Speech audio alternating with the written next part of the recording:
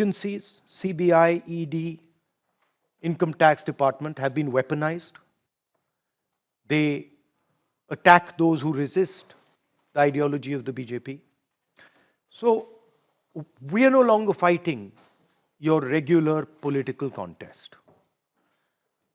We are actually now fighting the architecture of the Indian state. The reason why you're so interesting is not just because you're India's next Prime Minister, quite possibly, but also because of your history as a politician. I mean, you in many ways, it's been interesting to follow you because in some ways you're different from other politicians. You're a slightly reluctant politician, if that's possible to say. You've been in and out and sort of pulled out, and then you're back in. And you've done, and for a while we thought, oh, well, he's a goner. But then you sort of jump back, and here you are, and you just finished this long march and energized a lot of activists, and it was quite a marvelous spectacle. And so my question is, as the leader, you're not formally the leader of Congress, but you're the most famous face of the Congress, big star attraction. So how do you see your role in all of this? Your microphone. Oh, microphone. How do you see your role in all of this? And your sort of contribution to re-energizing, to making Congress and this broad alliance into really that fighting force that you need to have in order to counter BJP and its enormous media strategy, its war chest, and its enormous position all over the country. How do you see yourself in that role, sort of creating, recreating, energizing the Congress and the alliance? Yeah. So, I mean, the first thing one has to realize when you're thinking about India is that until 2014, democracy in India was about a set of political parties fighting each other. Neutral institutions, free and fair elections,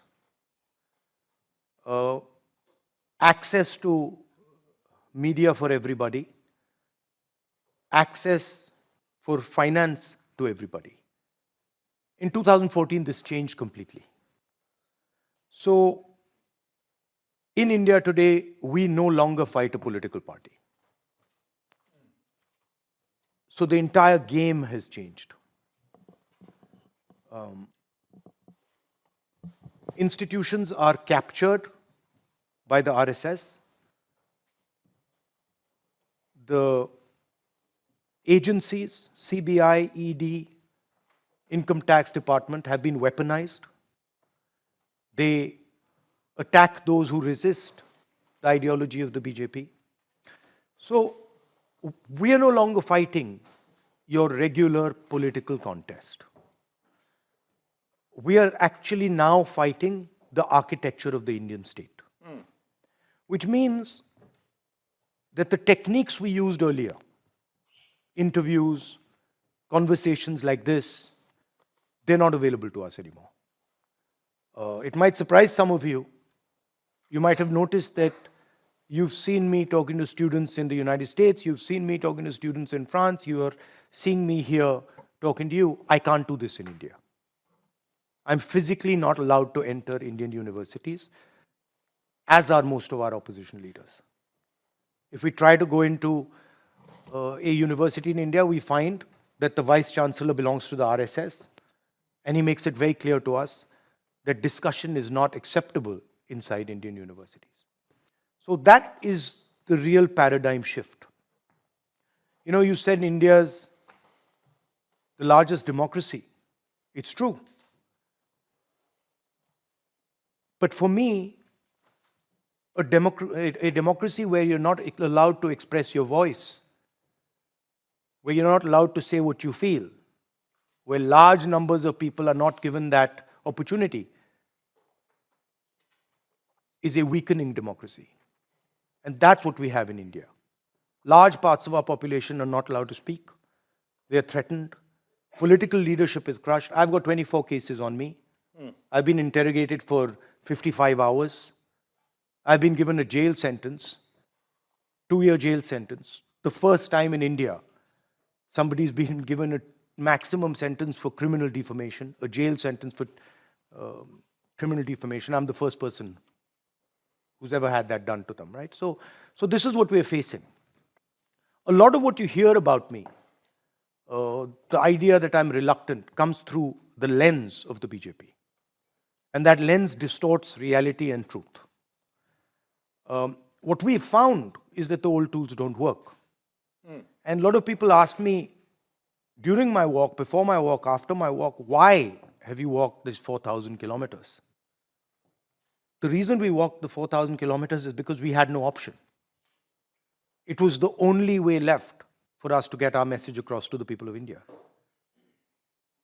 What we didn't imagine was that it was an extremely powerful way to do it. And it taught us a tremendous amount about our country, about how to speak to our country, about how to listen to our country. But if you ask me in 2005, even 2012, that I would be walking across from Kanyakumari to Kashmir, 4,000 kilometers, I would say no way. But it became a political necessity for us. And we've realized that when democracy is under attack and voice is being attacked,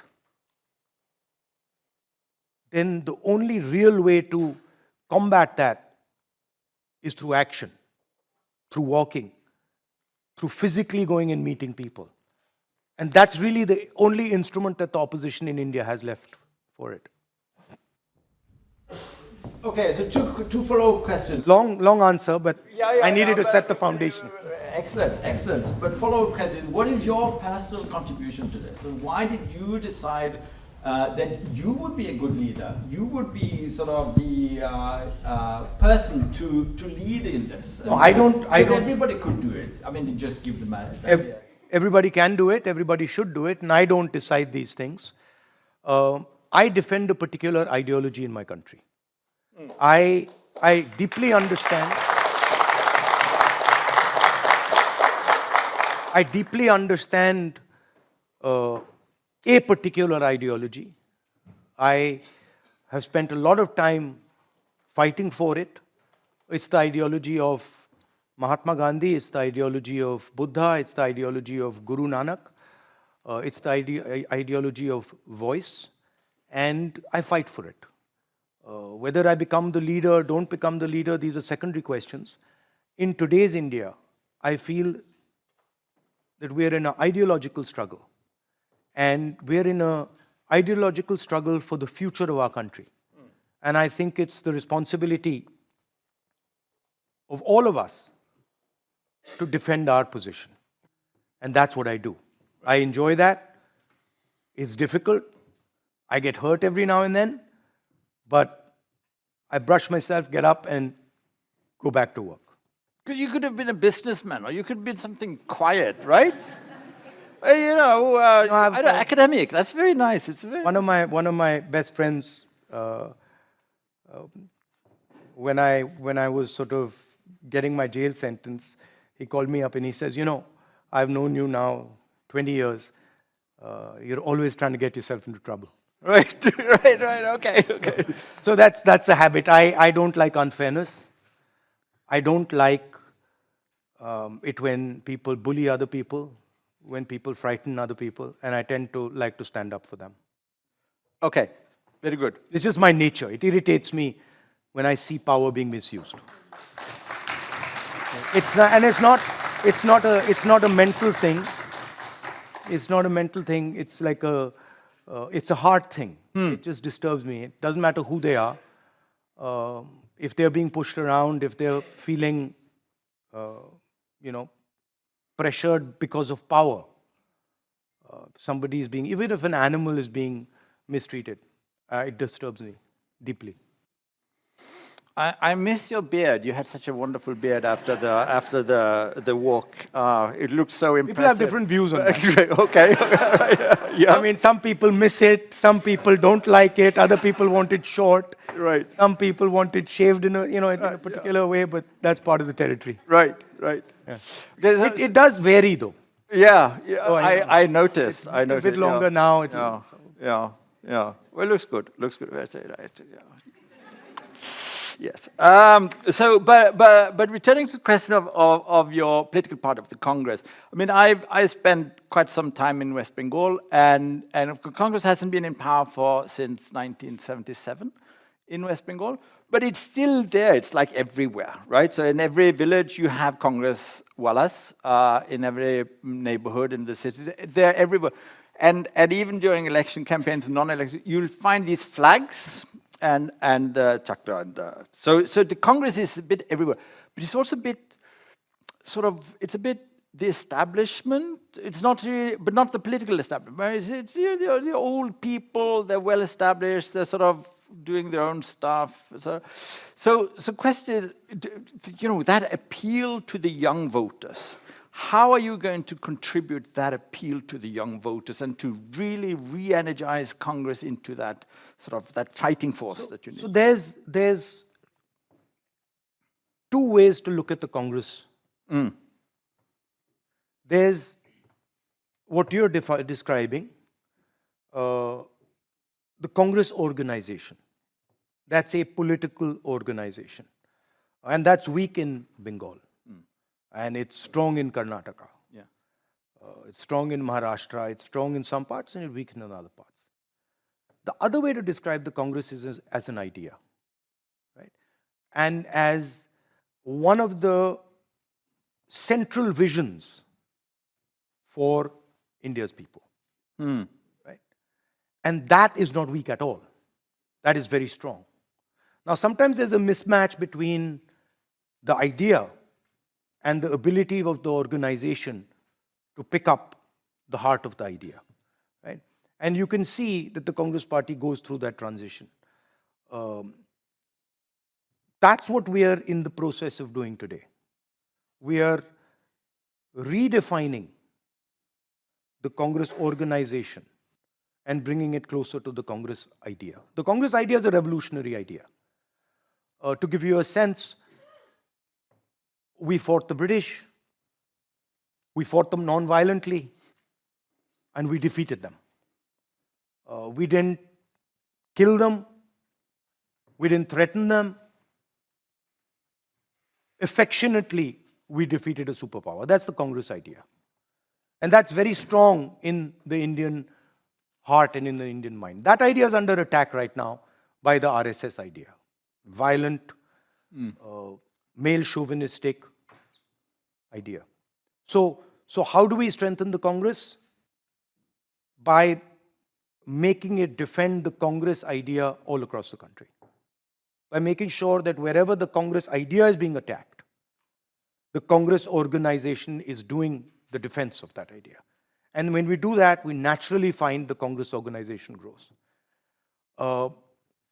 Opening the doors of the Congress. Congress has been in power for a long time.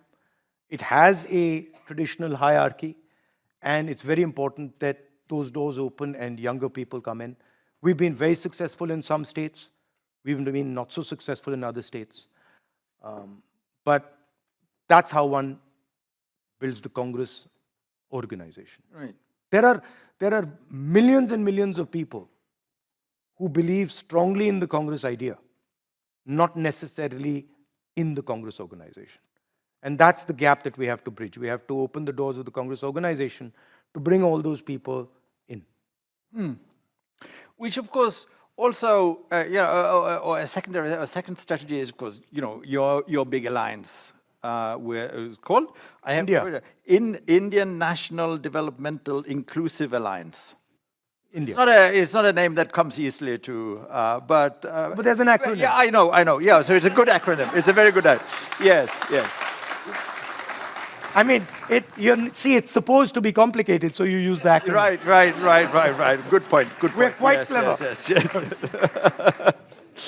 But of course, then the Prime Minister went ahead and changed the name of the country instead. So, yeah. So you can see. I don't think there's been any other political formation Such an who, by choosing their name, has made the incumbent change the name of the country. I think that's a world record. And the funny thing is, the next part of this story, because if and when he does change the name, we will also change the name. Right. and then he will have to change the name again. Right? So there's no reason we can't fit those ideas into the acronym Bharat. So, but it tells you a little bit about the panic in the mind of the BJP and the RSS. You said, they're so strong and they're so powerful and they're so big. I deal with them. I fight with them. They're actually not that powerful. They're not actually that strong. They have a lot of resources. They have capture of the Indian state. But the moment the large mass of Indian people start to stitch together, you will not find the BJP and the RSS will be able to contest that. So let's move on to this question of the. I mean, there is the alliance, and it's very many partners. I can't remember exactly the figure, the number of political parties in it. Some of them are quite large and consequential. It's also growing. It's also growing, right. But you run into all sorts of problems, don't you? Because it's a lot of these partners are also rivals, such as West Bengal. You have what? You have Congress, you have Trinamool, you have CPIM, you have CPI. They're all sort of fighting one another. And then you're asking them to sort of, or the activists, to change their minds and start collaborating with people they previously fought against. So this must be a bit of a challenge, isn't it, to keep this alliance going and to make it into an alternative? If you ask the Indian students here, they'll tell you that Indian people know how to deal with complexity. Okay, right. You guys have first course, second course, dessert. Yes. We have a thali with 20 different things on it. And then we don't stop there. Then what do? We take all those katoris and we make one big mess in the middle. Yeah. And then we eat, right? Right. So we understand complexity. Right. And the thing to do when you're dealing with large complexity is to make one or two simple rules that can manage that complexity. So what are the rules? The first rule is that every single person on that alliance, regardless of which party, is agreed that we are not going to tolerate the murder of Indian democracy. We're not going to accept it. Second, every single person over there is of the view, that we are not going to let the RSS capture our institutional framework. So that's the first point of agreement.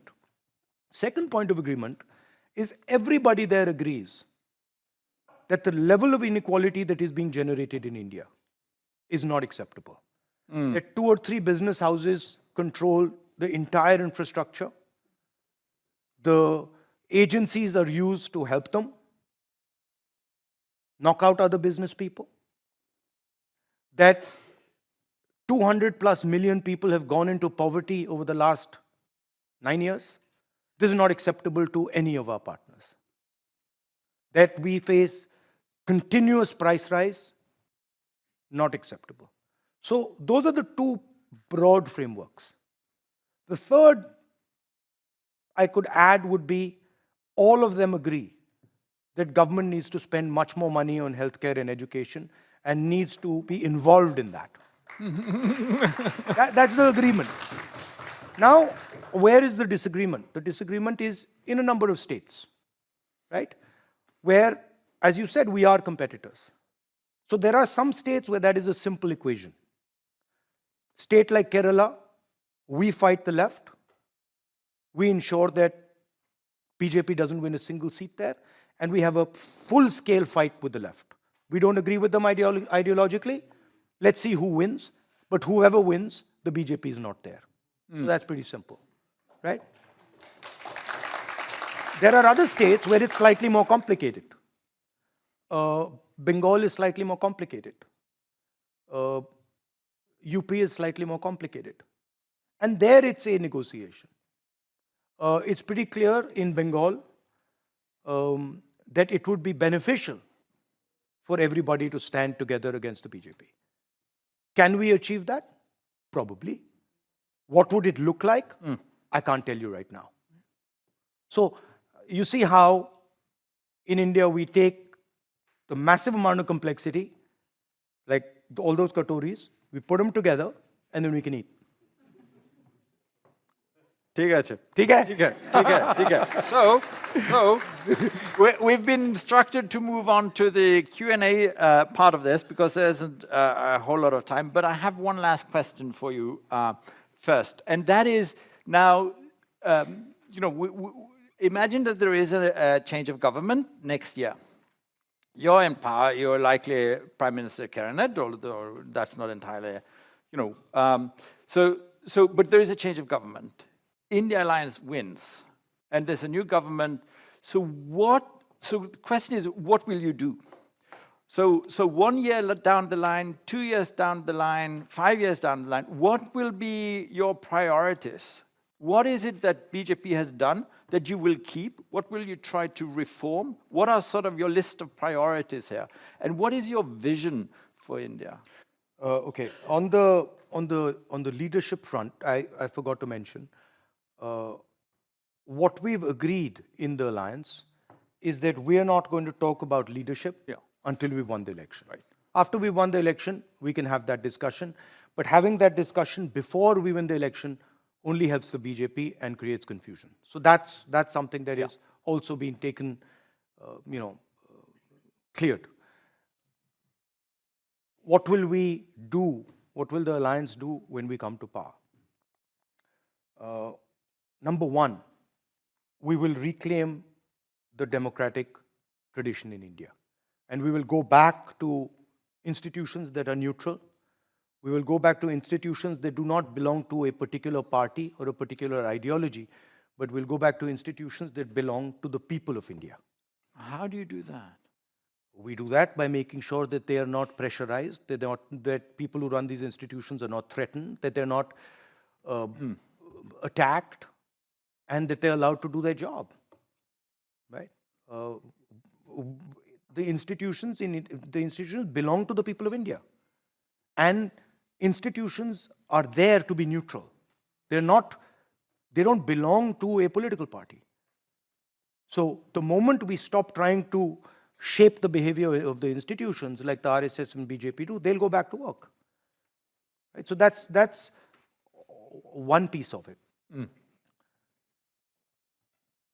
The second part, which is a challenge in some ways for Europe and the United States, as well as India, is the fact that if we look at the planet today,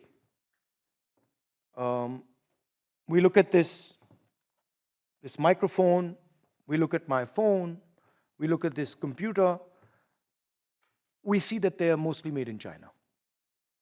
And clearly, without any doubt, the Chinese have proven to the entire planet that they can produce successfully, they can manufacture better than anybody else, but they do so in a coercive, non-democratic environment.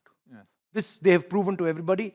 They have essentially dismantled the production networks of the United States, the production networks of Europe, and also, to a great extent, the production networks of India, by successfully doing this. For us to not manufacture, to not produce a country of 1.4 billion people is not an option. We will have such massive levels of unemployment and anger that as a nation we will not be sustainable. So China has placed a vision on the table. It is called the Belt and Road. The heart of that vision is production, dominance of global production. We are asking the question, can we place an alternative vision on the table?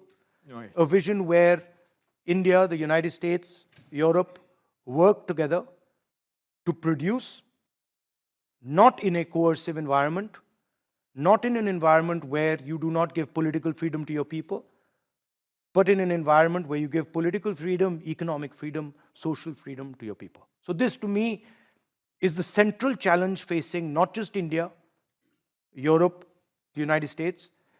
I think it will impact all the students in this room. If we are unsuccessful, I think the students in this room will find that their future will not be as bright as it should be. So that would be the centerpiece of the type of work that we would want to do. Now that has a number of components. Yeah. It requires infrastructure. It requires a different type of education system. It requires protection for our people. So that would be the central piece, and then you would have structures that would support that. The final thing that I personally think is very important is that there are very, very large groups, large parts of India that are not included in the growth and the success of India. When you look at India from outside as a Western person, you see tremendous success, tremendous growth. But when you look at it from inside India, you see that people from lower caste communities, people from tribal communities, people from minority communities, people from Dalit communities are not part of that. They're simply excluded from that growth. And that is something that India will never, ever be successful without solving. So, much greater inclusion. Inclusion not only in terms of economic growth, in terms of wealth, but in terms of social respect, in terms of protection. So that would be overall how we would think about it. What would we keep that the BJP has done? What would we not differ with them on? Probably some of the work that they've done in infrastructure. I think that would be the mainstay of it. We do not agree with what they've done to the education system. They have tried to erase history, so I cannot say that we agree with them on that. Some of the work they've done in healthcare, probably we would agree with. The broad direction of our economy, the broad direction of our relationship with the United States, relationship with Europe, probably agree with, similar. Yeah. Including war in Ukraine stance. We would agree with their stance on the war in Ukraine, yes. Yeah? Yes. You don't want to come over to our side on... It's not, see, the thing is, it's not come over to your side or come over to their side.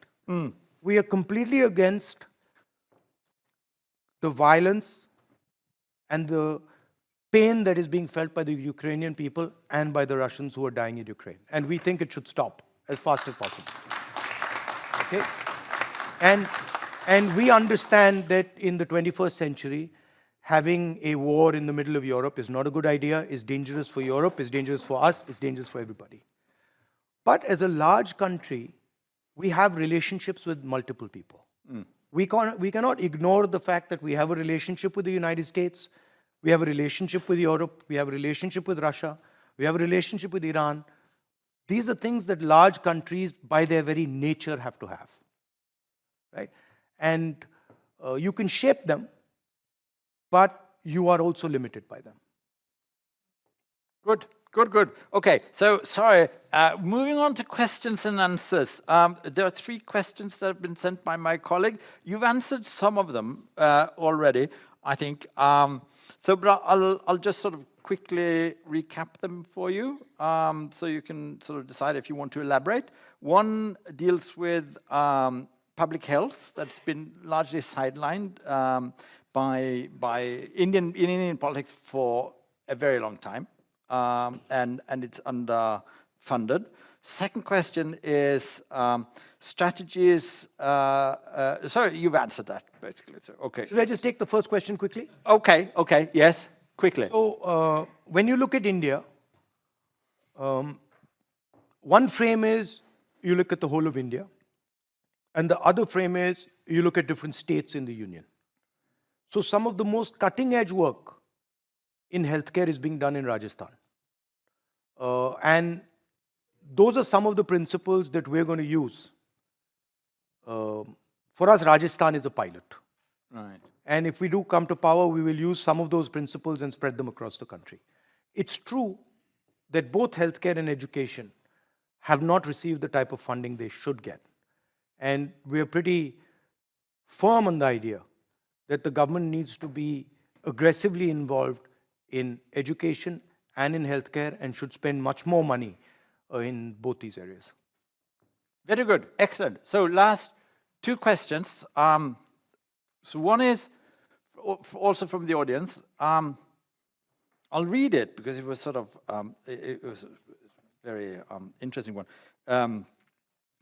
NRIs are enjoying religious freedom abroad, but they don't want religious freedom in India. What will you tell them? What will we tell them? That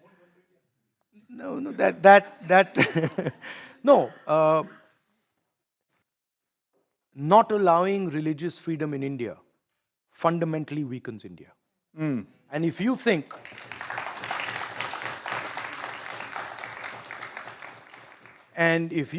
that India should be weakened, we don't agree with you.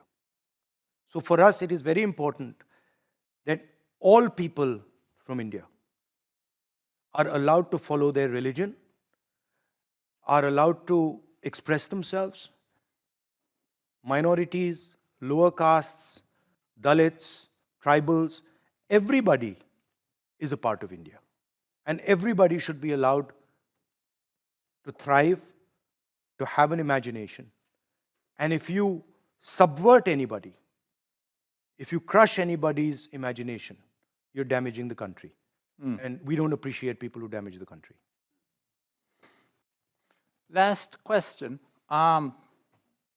Two questions, actually. Two questions. Okay. No, we don't have all that much time. So I just spent a few days in... But the thing is, you don't have the liberty to do this with the Prime Minister of India.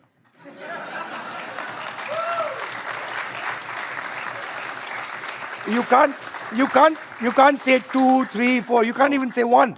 No, I don't.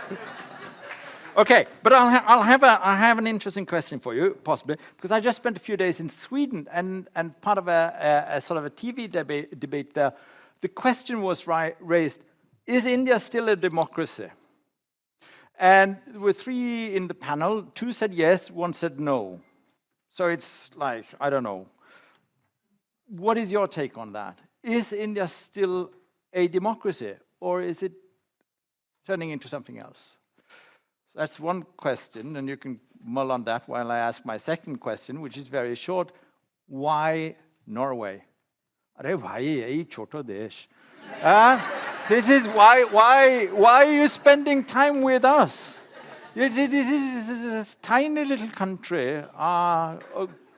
It's smaller than Burdwan district. So I was, there is Uttar Pradesh in India. Hundreds of millions of people. And then there are states like Meghalaya in India. Not many people. But both the voices are equally important to us. So the nature of it is that it doesn't matter how many people live in Norway and that you're a small population. You might have some very innovative ideas. You might have some very interesting things coming out of a small population. So why should we forego that?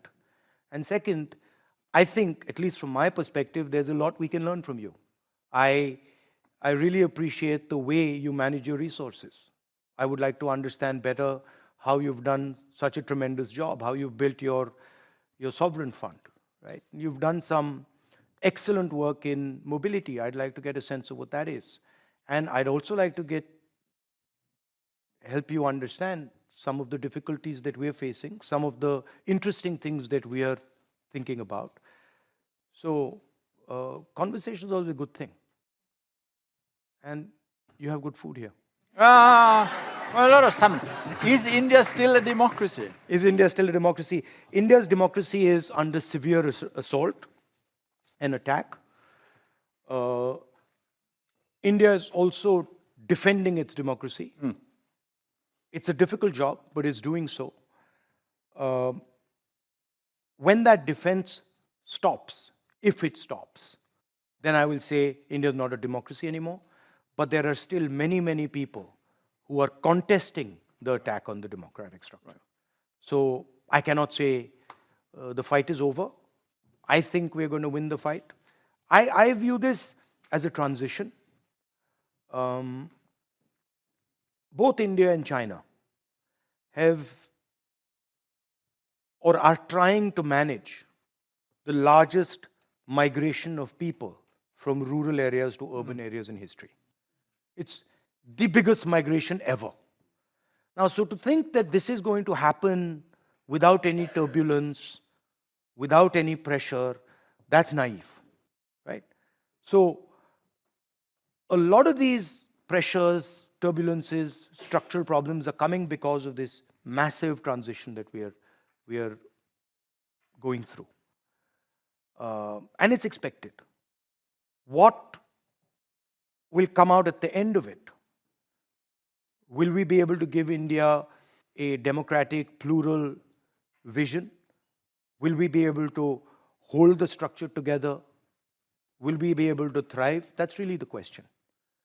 We are very clear that India's diversity, the different languages, the different states, different cultures, will simply not absorb what the RSS is trying to place on top of it. We do not think that India can survive a centralization of power the way the BJP is doing. And that's why we're defending it. And we also understand that India has an important role because of its size, because of its scale internationally. And it has certain responsibilities. Indian democracy, in my view, is a global public good. It doesn't just belong to India. It is something that will affect the entire planet. Imagine if 3 Europes suddenly went autocratic. That's the scale of India. So it's important that we defend it. It's our responsibility. We're doing it. But it's important that the rest of the world knows what's going on back home. We're running out of time. Actually, we're past whatever our time limit was set. So anyway, thank you so much. It's been a pleasure. Rahul Gandhi, ladies and gentlemen, Rahul Gandhi. Thank you. Thank you. Can I say 2 words? I must say, I've noticed 2 things that I have to say here. One is I love the format you've used. I've never used this format before, and I think it's a wonderful format, standing and chatting like this. And the second thing I've noticed, which says a lot about Norway, is that I've not met a Norwegian woman who doesn't shake hands firmly, which tells me that they're doing very well, yes. And they're playing a very important role in society, and they're emancipated. So that's a very nice feeling.